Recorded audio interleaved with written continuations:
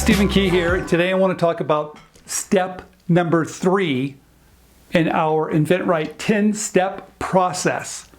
I'm going to go through all the steps. Step number 3, I've talked about it before, but you can find it easily by this new category that we're going to put together with all the 10 steps. So step number 3, what do you need to do? Step number 3 is evaluating your ideas. And I know people are going to love this because I know you have a list of all these ideas and you want to know which one should I work on? Which one am I going to be able to bring it to the market faster than the other ones? Which ones are going to make me money? All these type of things you're thinking about when you have all these lists of ideas, because I know a lot of you out there, you've got so many ideas, you don't know what to do. You don't even know how to evaluate them. And what do you do? How do you pick the winners from the losers? I'm here to tell you, it's impossible to pick the winners from the losers.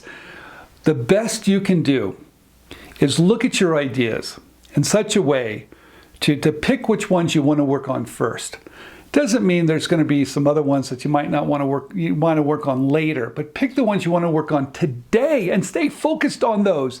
If you've got too many ideas, you'll never stay focused and you will never bring any of them to market. I guarantee it, you'll be distracted. So, evaluating your ideas. First thing I would do my market research. It's called studying the marketplace to make sure it is unique enough.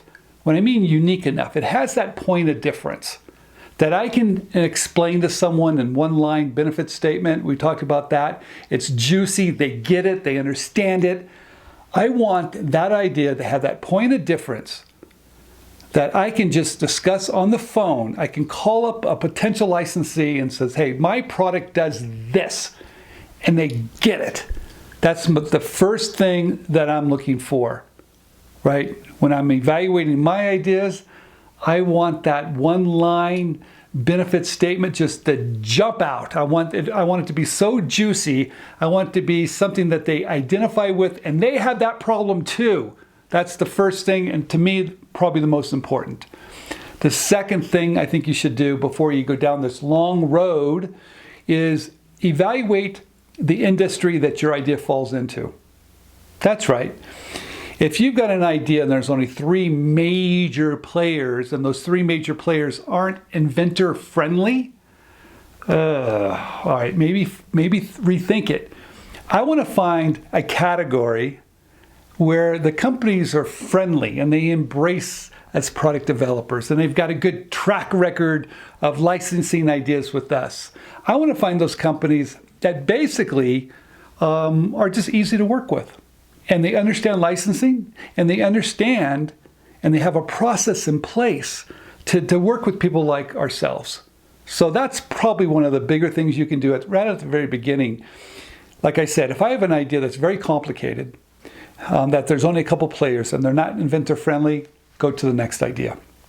Okay, when I talked about evaluating ideas and having that idea, it's very easy to describe in one benefit statement. That idea also has a problem that's pretty obvious that people understand. That's why when you describe it, they get it. Make sure it's easy to demo. That's right. So when you do have a prototype or when they're trying to sell it somehow, it's really easy to understand. If you have an idea that's so new that you have to explain it, so new that you have to have a little TV monitor in a store to get it, it's so new that it requires a company like as seen on TV to take it because people don't understand it. It takes education. Don't do that to yourself. Those type of ideas take a lot longer. There's more risk involved. I would keep those. I'd put those at the bottom of my list. Okay. I also want to find an idea that has a huge market. That sounds really simple. Right? But no, it's got to be a pretty large market. If you're going to license it to a company, trust me, they want to sell millions of units. If you've got an idea that's a very niche market, I would probably move that off to the side, maybe deal with that a little bit later. I would not put that at the top of my list of ideas to work on. Make sure it has a huge market. It has a lot of players within that particular category you can submit to. I talked about that a little earlier. Also, make sure the thing can be manufactured. Oh, geez. Now, At the very beginning of this, I don't really care. I'd rather sell the benefit first. I've talked about this before. I'm not selling the product, I'm selling the benefit. So I don't worry about it. But if you're one of those types that worries about everything, and I know you're listening to this because there's a lot of engineers, and there's a lot of product developers, professional guys that worry about everything. But if you're one of those guys, make sure your product can be manufactured. Okay. And you could find someone in the United States, a contract manufacturer, have them sign an NDA that has no a non-compete language in there, that they can look at it and tell you, or maybe even an engineer that can look at it and say, hey, this thing can be made. But make sure they sign the right documents before you show your idea to anybody in the service industry. Just basically an NDA with work for hire language or non-compete language. You can find them all over the internet. Better yet, have your attorney write one up. The bottom line is, those type of people are going to tell you the best way for your idea to be manufactured. Gee, isn't that great? They could also probably discuss some variations that could be very helpful to have when you write your provisional patent application. Very, very good. And those guys are probably pretty easy to get to. They'll talk to you because they want your business. Okay, those are some basic things that I try to do to determine what ideas I want to work on first. I find ideas that are fairly simple, easy to describe in one sentence, easy to demo. I find a product that has inventor-friendly companies out there that want to work with you. I want to find companies, I want to have an idea that's got a big market. I want to find an idea that can be manufactured. Those are really some simple things to do. But at the end of the day, the only opinion that really matters is not my opinion, it's not your opinion or your friends or whatever. It's that company. It's that potential licensee. That's the only opinion that matters if you have a good idea or not. Here's one tip. You can do all this really quick. And I'm going to show you how quick you can do this. Some people, they overthink this. Oh, gee, I've got to do a sell sheet and a video and file a PPA, and I do all this stuff before I even know I have a good idea. Don't do this. You guys, you want to speed it up? I'll give you a pro tip now. Find the company that's a good fit, that your product would fit right into their product line. Find that company. Reach out to the sales guys on LinkedIn. There it is. Find the guy on LinkedIn in sales. He'll talk to you. Those guys, you can't shut him up. And call him. Pick up the phone. Get a hold of him and say, look, I'm a product developer. Thank you for taking my call. I'm going to make this really quick. I've got an idea that does this. That's right. Just show the benefit. And make sure the benefit is so juicy, the guy wants more information. For instance, I'll give you an example. Let's say I come up with this new pillow, which one of my students did, that is so comfortable, that keeps your spine aligned when you're laying down. It doesn't give you a neck ache, and you don't twist and turns all night long. This pillow is amazing.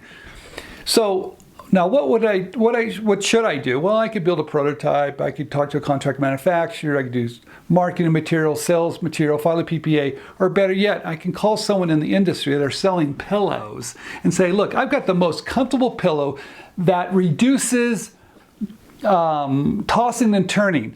I've got a pillow that's going to give you the best sleep ever. I've got a pillow that's designed in such a way that keeps your spine aligned perfectly for the best rest you've ever had.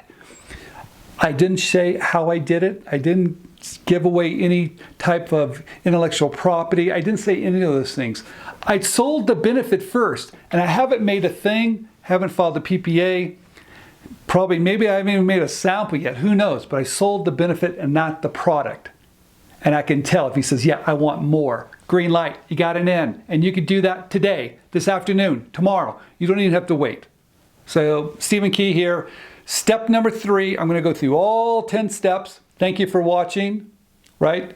And if you want more information about these steps, you can get it in the yellow book, One Simple Idea. Get it at your library, Amazon, Barnes & Noble. I don't care, but get it, because I go through all the 10 steps in greater detail than I just did now. Once again, Stephen Key. Thanks for watching. See you again. Hi, this is Stephen Key, and I just want to thank you for watching InventRight TV. We're here to save you time, save you money, and show you how you can bring your products to market through licensing. So please subscribe down below, click on the button, and tell your friends. Thank you.